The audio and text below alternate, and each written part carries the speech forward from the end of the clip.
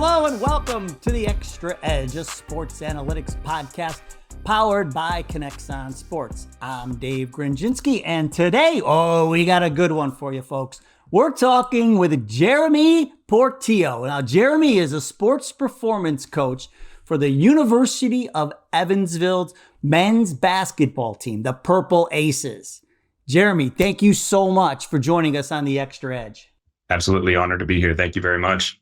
Now, Coach, I know you've been with the program for almost a year now, and you're also working with the men's and women's track team. You're also working with the men's and women's golf team, but it's the basketball team that I am thoroughly intrigued by, because this year you have won more games than in the past 6 years. And folks, I'm not talking about just a couple of games.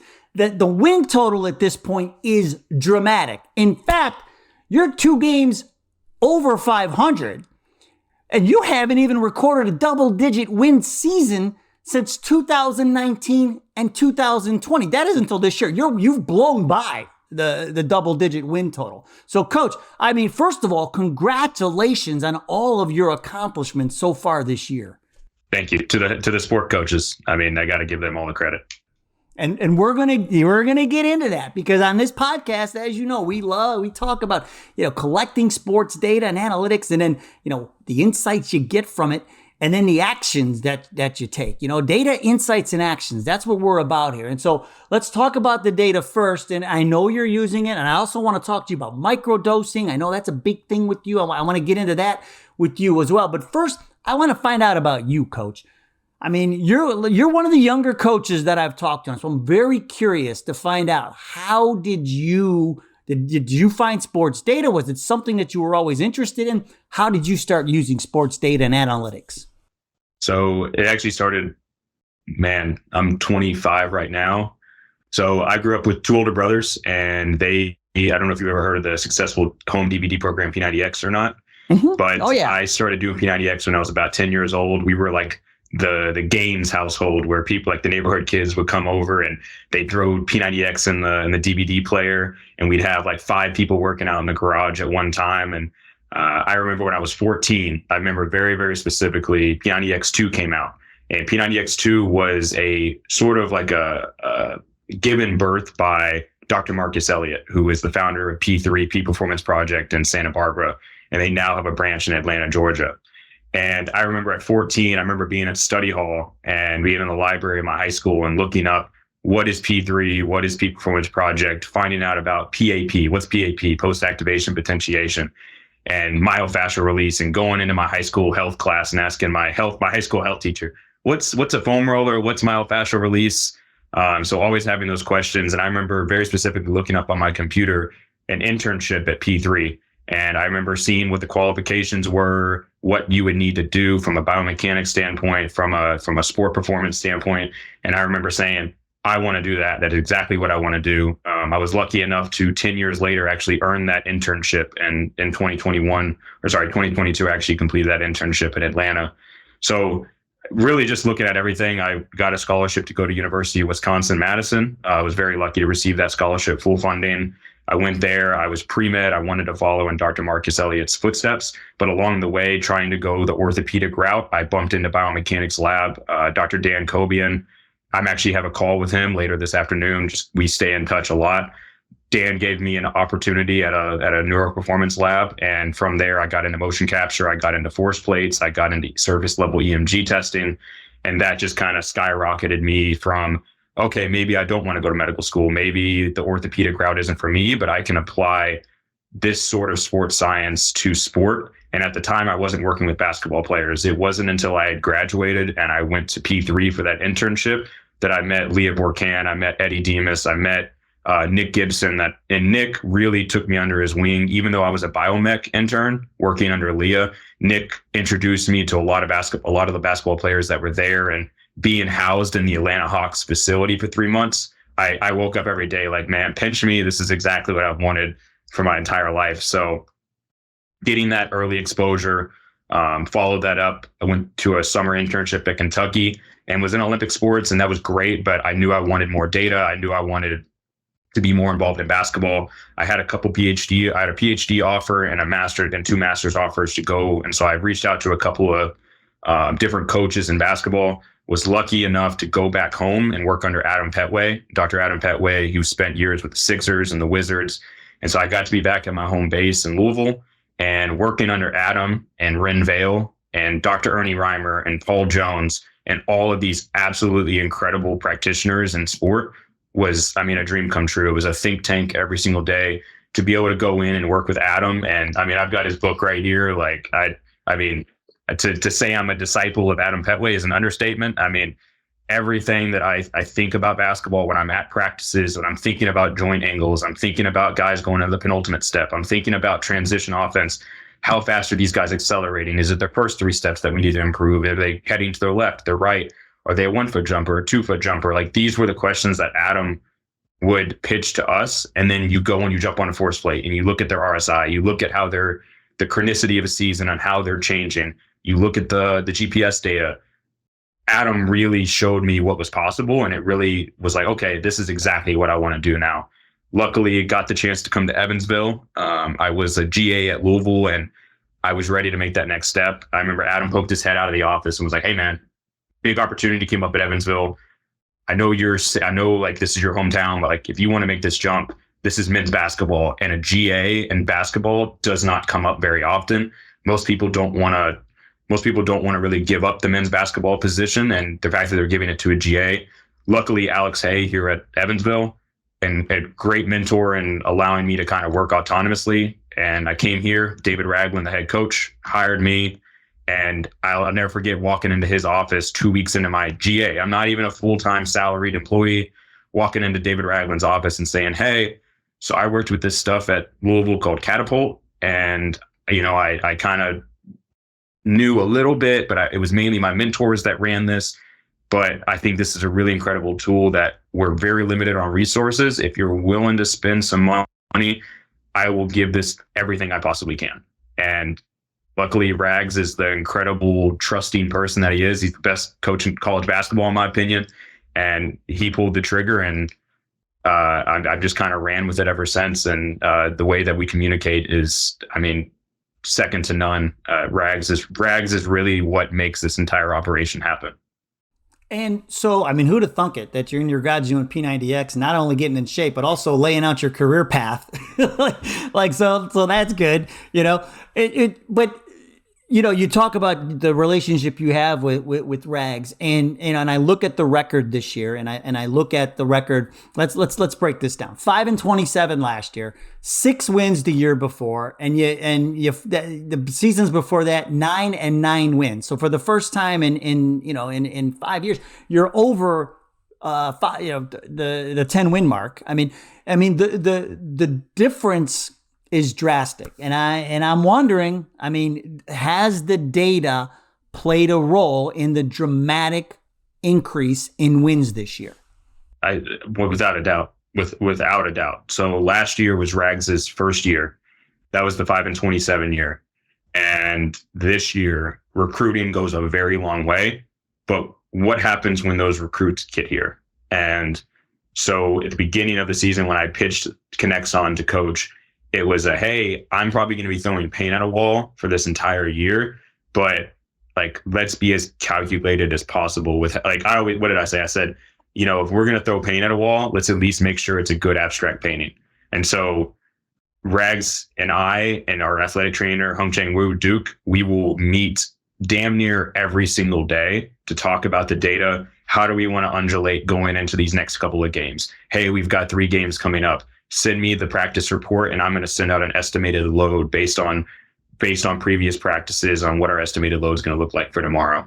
So it's been an incredible resource for us to be able to make day-to-day decisions, and then also be able to look back at like historic, okay, we had 3 games in 5 days, or hey, we had 3 games in 7 days. What did we do then that we should probably do now, or where did we mess up that we can make adjustments now?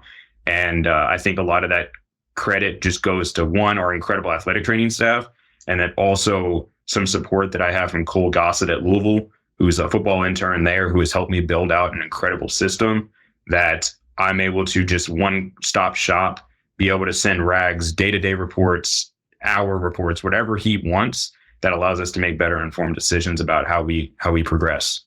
So how do you go about collecting the data? So very simple. What is the most reliable? Again, I always think about the two pillars, reliability and validity. And if I can't optimize both of those, then there's no point in me doing what I need to be doing. So from the reliable standpoint, I make sure that I always bench guys when I'm handing out units, no matter what, no matter if they're getting their shots up before, I'm silencing that data, because when it comes to the specific phase or the specific session, I want it isolated to the start of walkthrough all the way until free throws are done, and making sure that every single phase is labeled exactly the same every single day. And if it's not, I make sure to tag it both in Excel or tag it within KINEXON itself as a match day -1, a match day +1, a match day -2. That way, when I look back at all of my drills in Excel, once I've pulled everything out and exported, I know there's no mess ups. I don't have to go back and relabel things. I don't have to, I know exactly what I'm getting from a ODO. I know exactly what I'm getting from an offensive execution. And so that right there gives me my validity piece. It's labeled the exact same. And I know when I send out a practice report or an estimated report, say, hey, tomorrow we're going to do ODO execution, D breakdown. It's boom, boom, boom. You're going to probably get about 350 load between there. And so that's where I know I'm being accurate with my estimations. And so when you are collecting, do you have help? I mean, you're not the biggest school on the planet. I mean, do you have a team of people, or does the software make it easier for you? How does that work? Absolutely. The software helps out a ton. I mean, it's a 4-step process pretty much to set up a session. You put your players in the session. You have them labeled as groups. We have it labeled as rotation and scout. I messed around with a lot of different labelings prior. I tried wings and forwards and guards and all that. But I found, especially as we got into our scrimmages, when we were doing in-house scrimmages, it was trying to exchange 10 guys at a time versus the 5 in real games. I remember thinking, oh man, if I know I'm having double the volume right now, but if it's anything like this, then it's going to be chaos. So let's just shorten it down to rotation and scout. And when I export to Excel, I can change anything that I want once I get it to Excel. But for the most part, within KINEXON itself, I'm going to add my players to the session. I'm going to give them a label. I'm going to add some sort of goal based on if I have an RTP guy or not. And then that'll be great to be able to flag. And then again, I would say for the most part, Duke helps me out a ton, but I pretty much orchestrate the majority of the KINEXON stuff when it comes to the collecting, the management, the reporting, all of that. We don't have a ton of funds around here. So it's not like we have an AMS system, an API system, or anything like that. Like everything that we have, as I don't want it to sound arrogant, I've kind of built myself. But hey, I mean, that's what it, that's what always comes down to money, right? And so, if you're not going to add extra people, or you're not going to go raid the math department or the analytics, the department for some students that are looking for an internship. I mean, if you have to put it all on your back, but I mean, I guess the nice thing like you said, you were able to play around with it and set it up the way you want to set it up. And then you can make it understandable for Rags and everybody else who's looking at it. Right.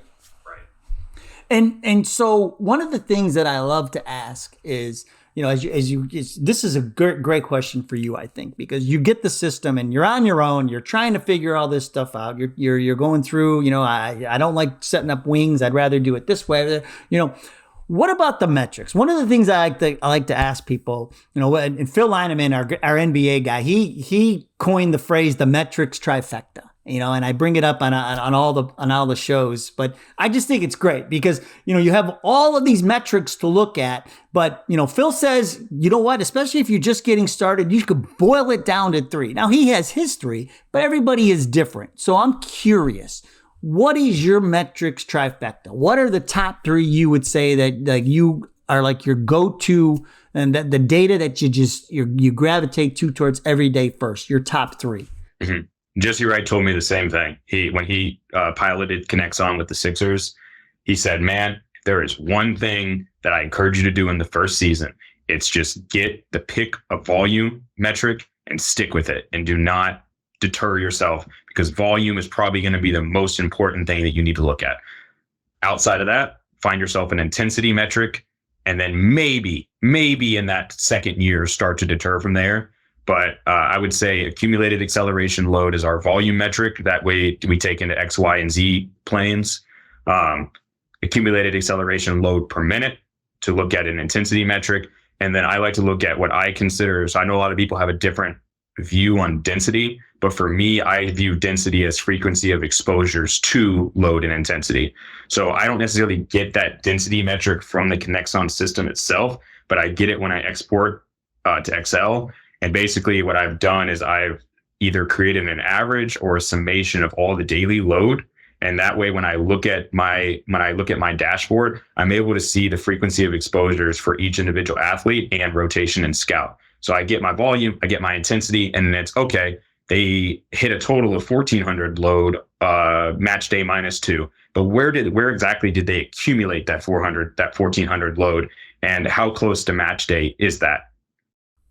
So let's start to spill into the insights here. So you start doing this. You get your 3. You're locked in. You're looking at this stuff. Like what are some of the things that I don't know, kind of floated to the top for you, and you're looking at it and say, boy, you start figuring some things out, right? Like what can you, and you don't have to name names unless you want to, but you don't have to name names, but you don't have to give away any secrets. But I'm just wondering, like where were those first, what were those first couple of aha type moments?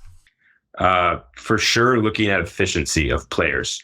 And what do you mean by that? Yeah, what do you mean by that? Knowing your players. So again, a lot of my influence comes from the people I've worked with. So Adam published a paper looking at different level of basketball players and their efficiency on court. And so when you look at LeBron James, for example, he has a lower load than most of probably the players that are on his team, because he knows where to be. He knows how to get to his spot. He spends less energy. And yes, his probably of moments getting to his position, he probably has a higher velocity or a higher acceleration getting to his spot. But once he's there, he's there. And so he's able to know his actions and know where he's supposed to be, versus you look at younger athletes, you look at your freshmen, you look at your high school players, you look at your middle school players. A lot of them are just running around. There's no real, like, it's not controlled chaos. It's complete chaos. And so it's been really interesting to track live during practices and notice our freshmen, how inefficient they can be, and just seeing their efficiency strictly from a volume perspective get better and better and better and better. So essentially they're basically wasting steps. Is that kind of how it is, and putting more stress on their body when they don't need to? Is that it? Exactly. 100%. And so go ahead. Yeah. So break it down for me. When did that, when did you figure that out? Like, man, oh man, these kids are just running around too much. I think honestly, when we made the jump from summer to preseason, I know that sounds maybe a little bit too early, but we would have simple sets in the summer, like chin and hit shooting or just sort of skill work.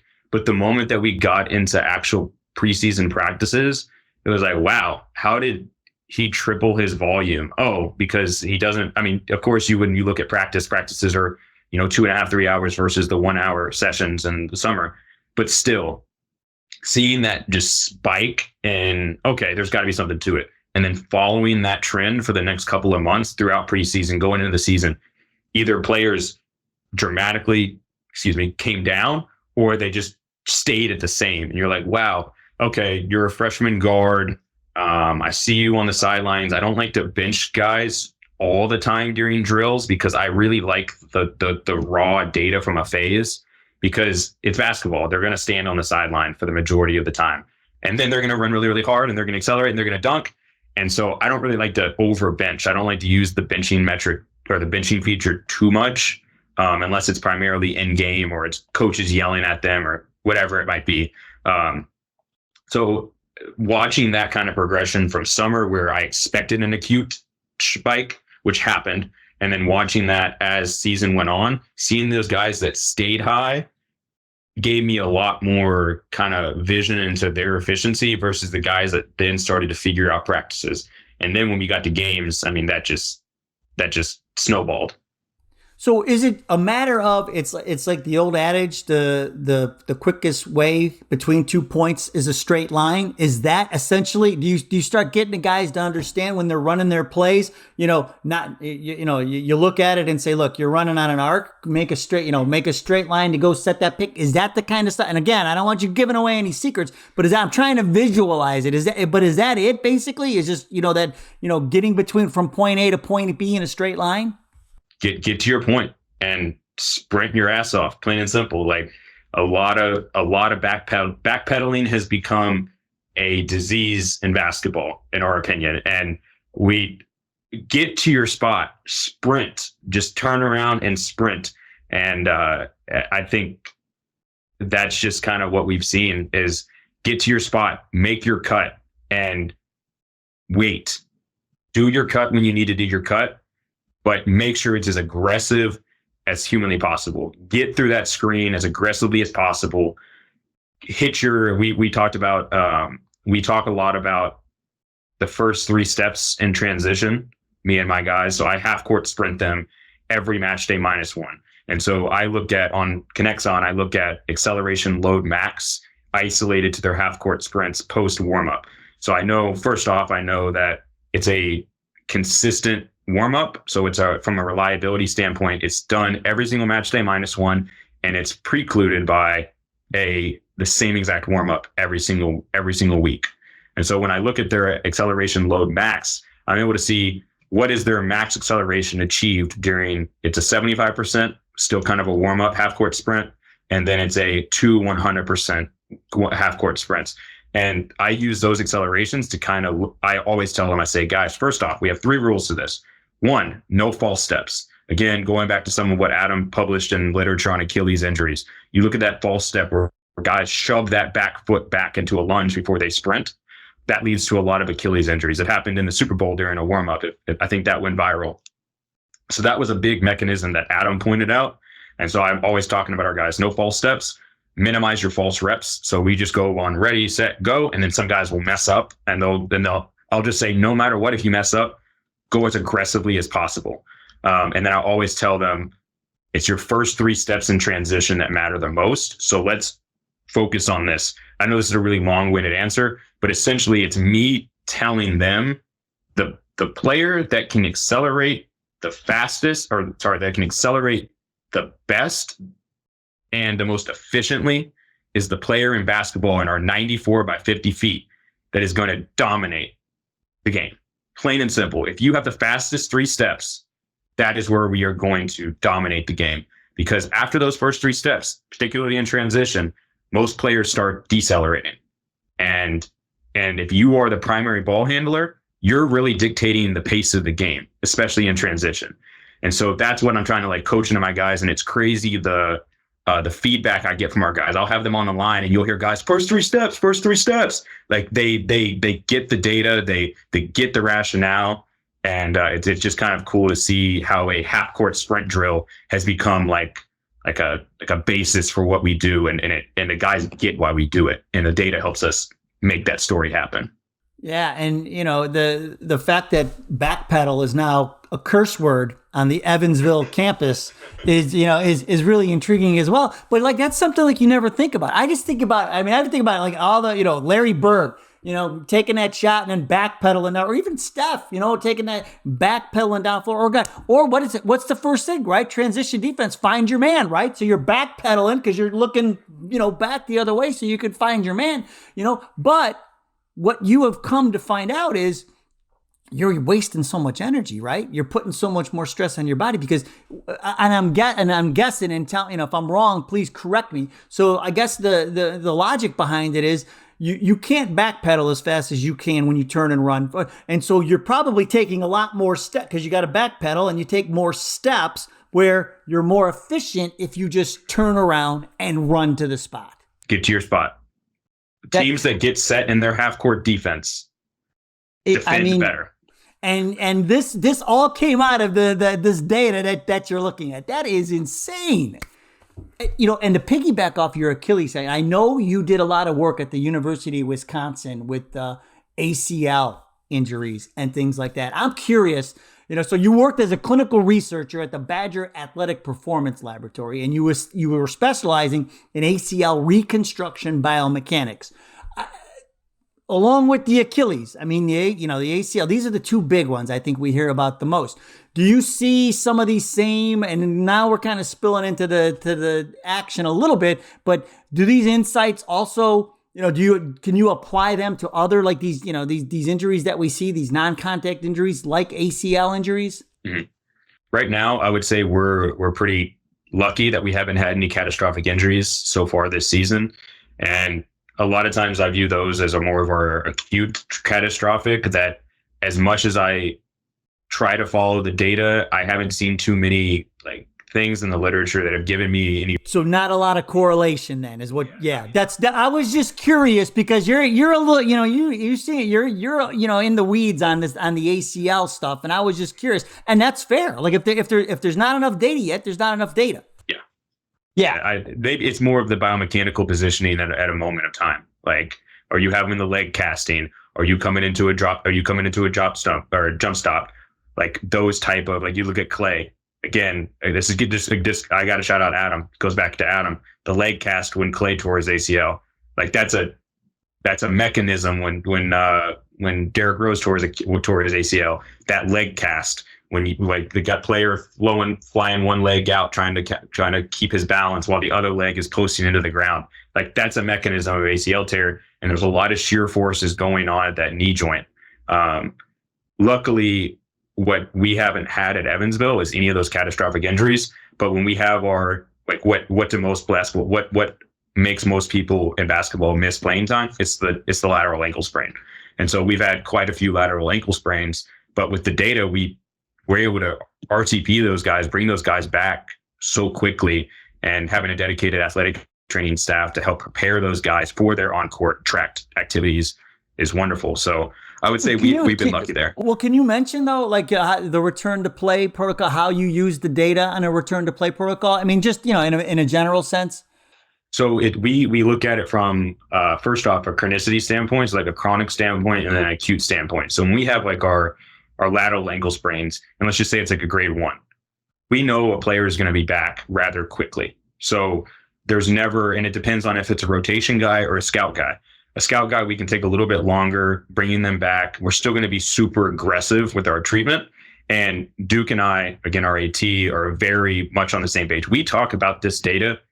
I texted him not even 30 minutes before this podcast. It was like, hey, do I need to have any updates about guys? That way we can start estimating different practice loads for different guys. But so we look at, an ankle sprain, for example, a grade 1, we know guys are going to be back rather quick. And so we mainly just, once they're done with all the rehabilitation and they finally get on court, okay, we're going to start tracking you. What do we track? So any practice or on-court activity that is not a full participation, I label within the system as an RTP. And that way it's consistent and it's reliable. Is it valid? Maybe not necessarily, but it allows us to know exactly what we're working with when a guy is returning to play.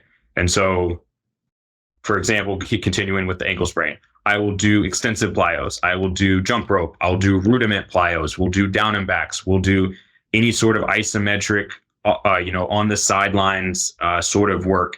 And we'll keep that load just because it's time on their feet. It's time on their feet. They had a boot for a little bit, and we're keeping track of that. Obviously, the metrics are then showing us, okay, he had his unit on for this amount of time versus this amount of time. So his intensity is different. But that's not necessarily what we're looking at. We're going back and we're saying, okay, how many jumps did he do during his RTP on day 1? How many jumps did he do in his RTP on day 3? Have we started to progress him in that? How many changes of direction did he do during his RTP on day 1 versus day 3?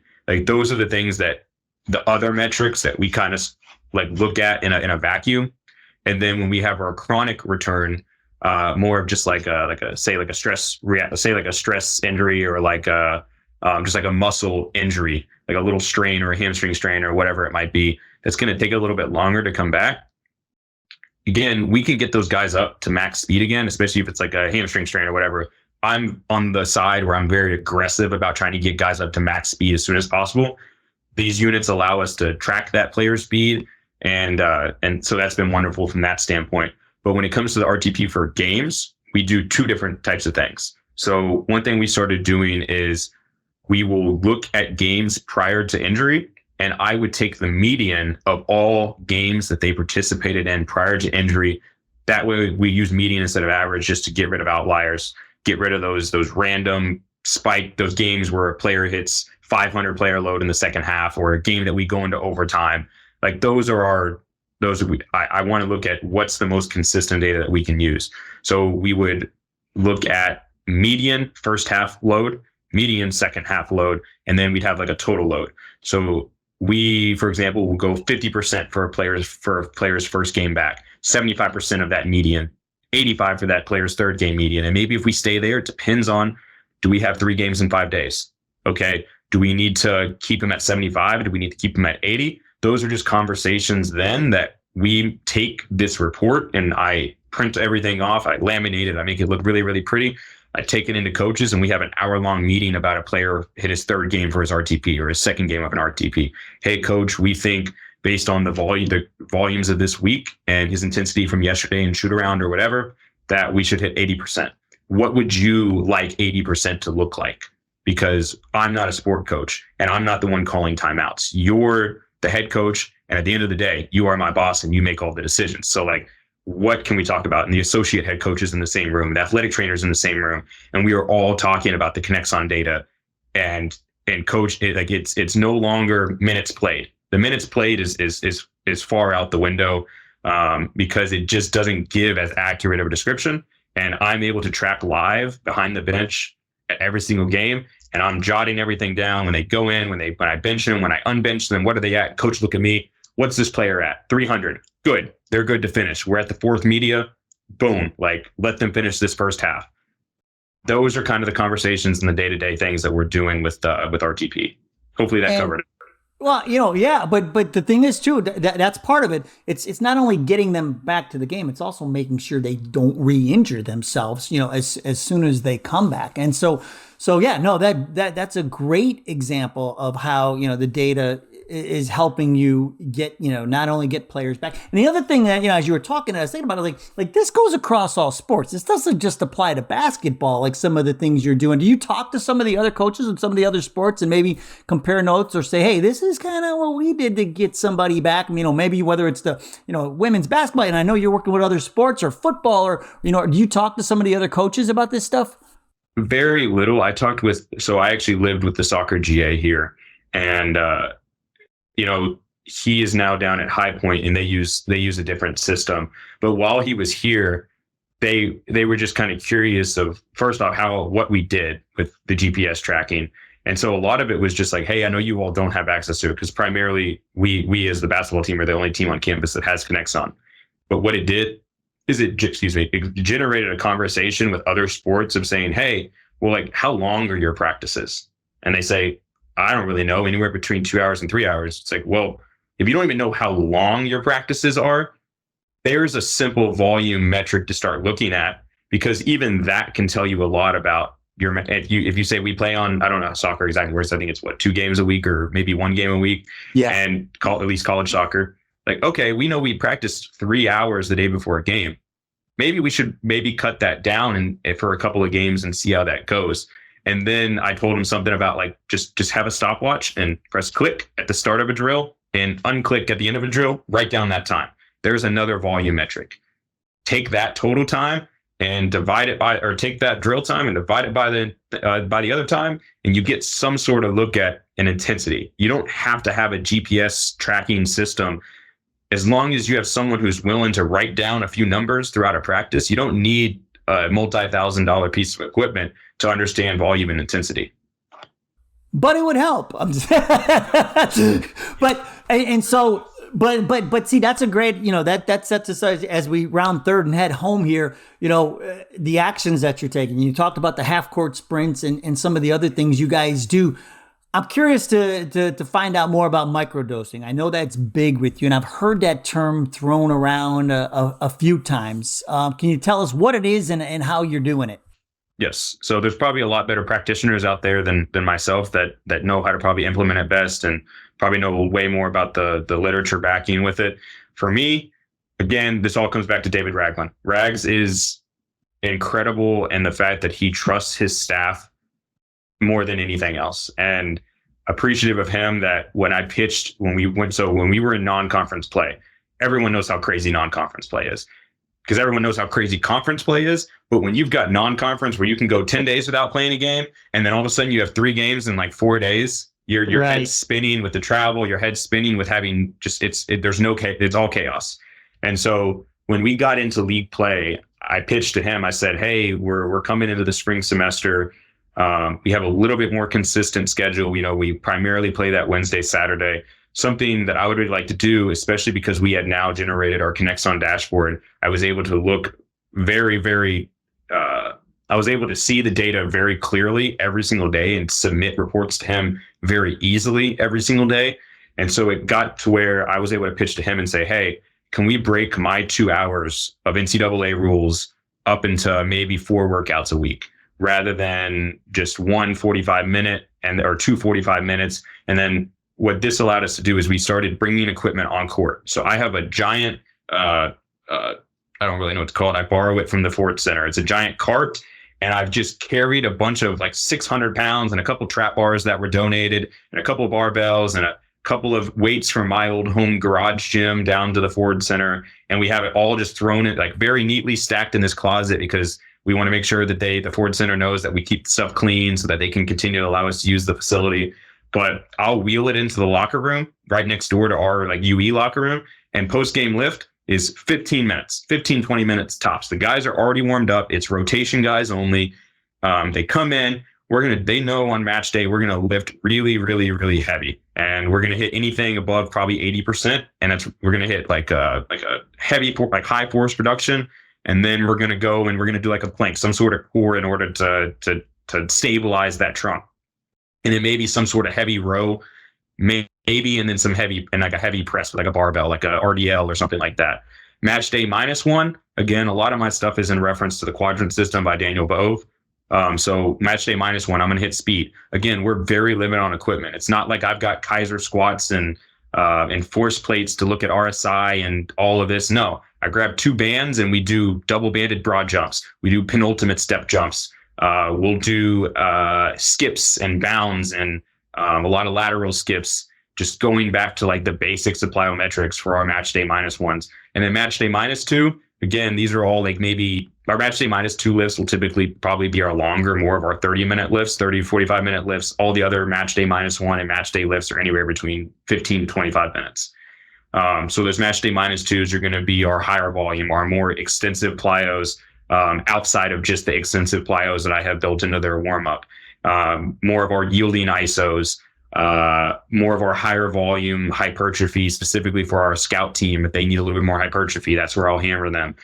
Even our freshmen, our rotation guys, that's where I can get a little bit more volume with them as well. More of our restorative circuits, or as Adam would like to call it, an upregulation of androgenic hormone circuits. So just really thinking about bodybuilding, not from a mass perspective, but necessarily just getting blood flow. A lot of our pulse work. So Todd Wright introduced Adam to what he called body blast. And it's basically a lot of quarter and half rep sort of stuff, just mainly just a blood flow style workout. And I'll do a lot of those for our guys. Say when we get to a hotel and our guys just need to get that bus soreness out, we'll just go and do body blast in the hotel gym. So that's kind of how I kind of look at things. Off days are off, low days low, high days high. I know there's a lot of better practitioners out there that probably do it a lot better than me, but that's really just how basic we try to keep things. But, in a general sense, then microdosing is, like you say, you break it up into 4 15-minute but that's what it is, right? You're kind of doing what you like. Gone are the days of like the 2-hour lifts or whatever, right? But it's more about, again, the efficiency of it and maybe, working a little bit harder, but in a shorter amount of time. Yeah. And the data, I cannot say enough how much the data has allowed me to make second by second decisions about my exercise prescription.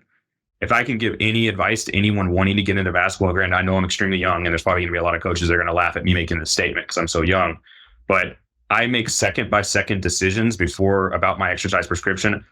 I might lose my job, but I don't even write my workouts until I know what the volume and intensities look like from practice in season.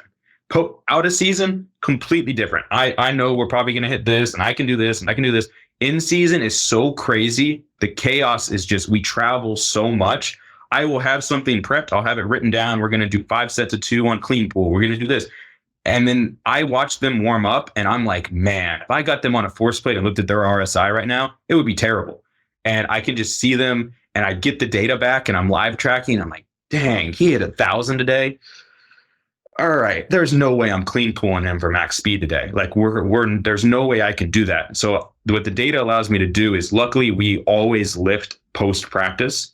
And so I can just go, nope, I'm not doing that today. Nope, I'm not doing that today. Nope, not doing that. Okay, or we'll go into a lift and I'll say, hey guys, I have A block and B block and an optional C block. For the guys, I'll say, hey, rotation guys, raise your hands. I was like, I just got your all's data back. I'm just kind of curious. Raise your all's hands on a scale of 1 to 5. Do you feel like shit or do you feel good? And they'll say, even my guys that I know are robust as hell and work their butts off, they'll raise their hand and I'll say, you, and you. We're just going to do the ones that I star, plain and simple, because I know your sport volume your sport volume and intensity is the most important thing. And I want you to recover. Like, I want you to be ready to go for next practice and next game.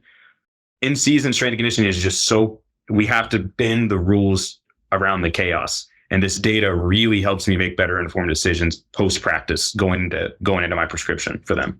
Well, and let me tell you, young Jeremy, that you are not the first coach to say that, and especially in season, you have a plan and the plan is out the window, and so you are not, and I've talked to, some very experienced coaches, and so, no, you are not alone. I don't want you to feel special, but no, like, yeah, I've heard that from a number of coaches that, you can, and it was like one of the coaches told me on this podcast, he's like, you always have a game plan till you get punched in the mouth, right?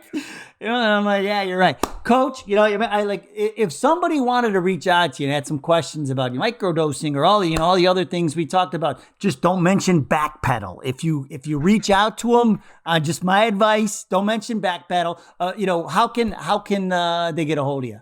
Absolutely. So you can just reach out to my email, jp450@evansville.edu. I'm on Instagram. I'm not I'm not a huge social media person. If you want to reach out via Instagram, that's great. It's like Jeremy_Portillo, I think. Reach out to me. Probably easiest by email. I'll give you my phone number. I'm very easy to contact. But that's pretty much it. I'm not a big social media presence, as most people will probably see. But, and you keep talking about, I'm young and this and that, but bottom line, coach, is whatever the hell you're doing, it is working. Because to go from, all the years of just absolutely nowhere near success with the Evansville men's basketball program, and then you show up on campus not even a year ago, and you have turned it completely around. And congratulations, man. Appreciate it. Again, the players, all respects got to go to them. We have an incredible staff that allows me to do my job and trusts me, and it's to work for this group is truly an honor, and it's an incredible opportunity to be a part of. Oh no, you know who gets the credit? P90X. That's who gets the credit. I was wondering when you wheeled the cart of weights over, was the P90X DVD on there too? Good. That's good to know. I mean, you gotta go stick with the roots, right? Remember, dance with the one who brung you, right? That'd be funny if you busted that out one day after, just to mess with the guys. It's like, this is what we're doing today. And it's on the piece of paper, the only thing starred is P90X. That would be great. Coach, thank you so much for joining us today and sharing some great insight, on what you're doing over there. I really appreciate it. Absolutely. Thank you for having me. And if you know a great coach like Jeremy Portillo over there in Evansville, who's doing great things, winning games and doing it with sports data and analytics, we would love to hear about them. We may ask them to be a future guest on the podcast as well. You can find us on Twitter and Instagram at KINEXON Sports, or look for us on LinkedIn at KINEXON Sports and Media. Remember, we want you to innovate the game by collecting the data, getting those insights, and turning those insights into action. If you haven't yet, like or subscribe the podcast. Thanks for joining us. We'll see you next time.